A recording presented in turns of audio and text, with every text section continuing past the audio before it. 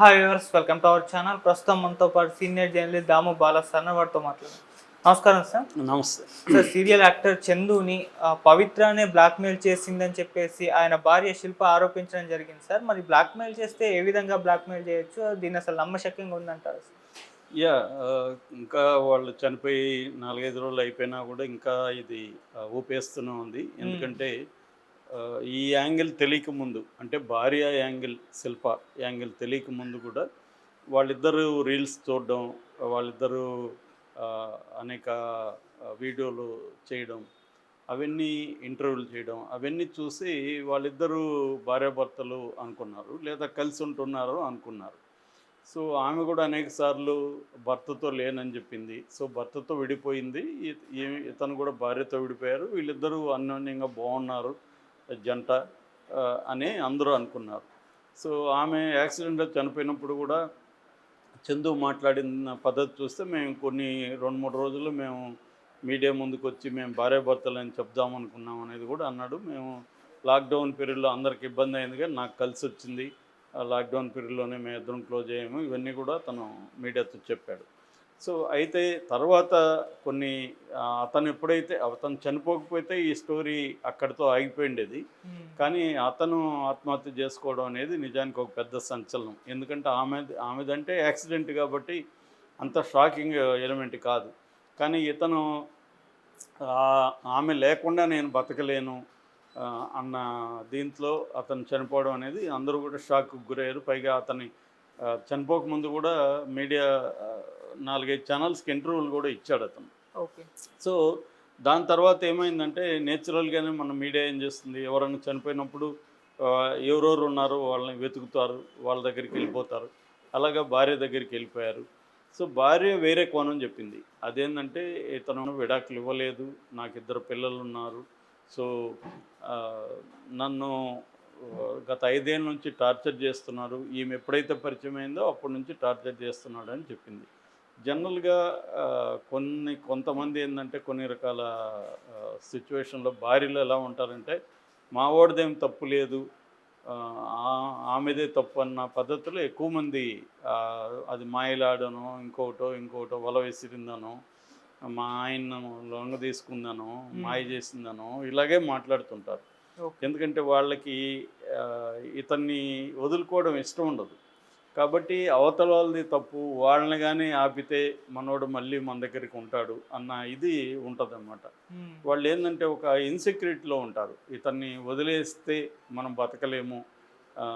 ముఖ్యంగా వాళ్ళు ఏంటంటే ఎకనామికల్గా కంటే కూడా సమాజం దృష్టిలో నేను భర్త వదిలేసిన స్త్రీలాగా ఉండలేను అని వాళ్ళు చూసిన ఎగ్జాంపుల్స్ కావచ్చు, వాళ్ళ జీవిత అనుభవం కావచ్చు, లేదా వాళ్ళ పర్సనాలిటీలో ఉండే ట్రైట్స్ కావచ్చు, వీటి వల్ల వాళ్ళు ఏం చేస్తారంటే వదులుకోవడానికి ఇష్టపడరు. కొడుతున్నా తిడుతున్నా అలాగే పడుంటారు. ఈమె శిల్ప కూడా మనకి అదే కోవలకి వచ్చినట్టు కనిపిస్తుంది. అది చాలామంది ప్రేమ అనుకుంటారు, కానీ నా దృష్టిలో అయితే అది ప్రేమ కాదు. ప్రేమ అనేది ఫస్ట్ ప్రేమలో రెస్పెక్ట్ ఉండాలి. ఆ రెస్పెక్ట్ లేకుండా అతను అబ్యూజ్ చేస్తూ ఉంటే రోజుల తరబడి, సంవత్సరాల తరబడి ఆ అబ్యూజ్ను భరించడం అది ప్రేమ ఎట్లా అవుతుంది?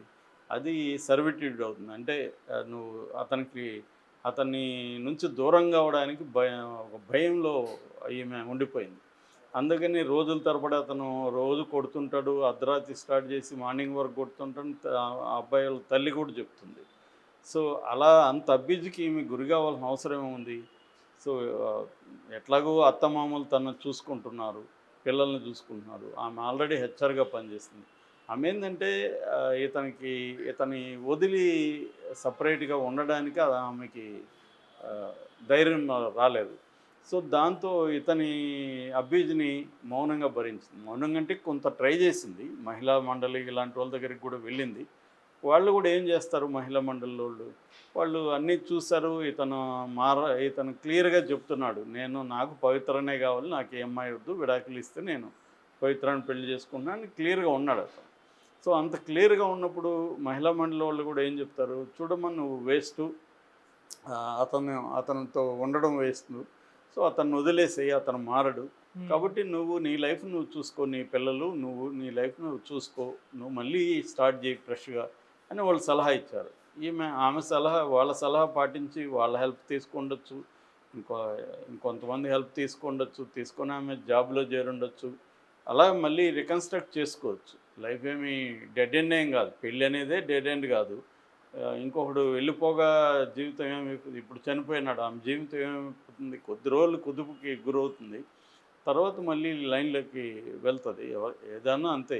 సో అదేంటంటే వాళ్ళు ఒక టన్నెల్ లాగా ఫీల్ అవుతారు. అంటే నెవర్ ఎండింగ్ డార్క్ టన్నెల్ లాగా. ఇది కొద్ది రోజులు అలా ఫీలింగ్ ఉంటుంది, మెల్లగా వెలుగు వస్తుంది.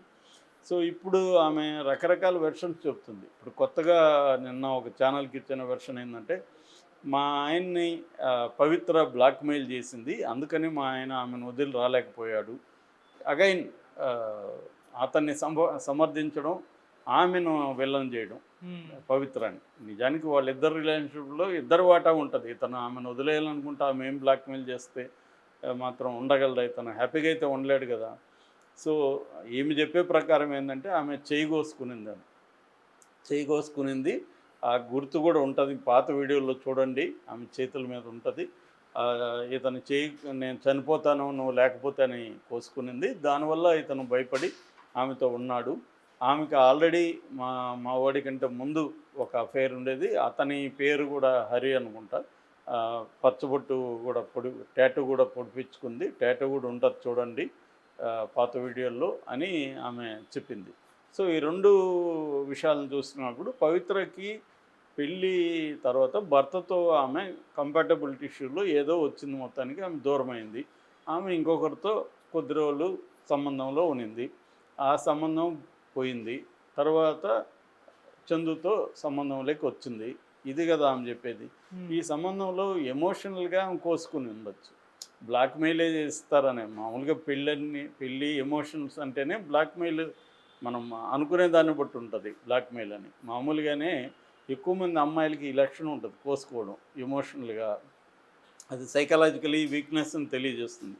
అక్కడ కూడా ఏంటంటే ఈమె ఎట్లయితే తనని వదులుకోవడానికి ఇష్టం లేదు, పవిత్రకు కూడా తనను వదులుకోవడం ఇష్టం లేకపోవచ్చు. ఎందుకంటే ఆమెకు ఇలాగ కంపాటబుల్గా ఉన్న వ్యక్తి దొరకకపోవచ్చు. సో వాళ్ళిద్దరి మధ్య కూడా ఏదైనా ఎమోషనల్ రప్చర్ జరిగే అవకాశం ఉంది. మామూలుగానే అనేక మంది ఈ రిలేషన్షిప్స్లో ఈ ఎమోషనల్ రప్చర్స్ అనేవి జరుగుతాయి, గొడవలు జరిగినప్పుడు నేను కూడా చాలామందిని చూశాను, బ్లేడ్లతో కోసుకుంటారు వాళ్ళు. సో అంత మాత్రాన ఆమెని మనం నిందించలేము. ఆమె కూడా వల్నరబుల్ కండిషన్లో ఉంది. ఆమెకి ఒక తోడు కావాలి, భర్తతో కంపాటబిలిటీ లేదు, పిల్లలు పెద్దవాళ్ళు అయ్యారు.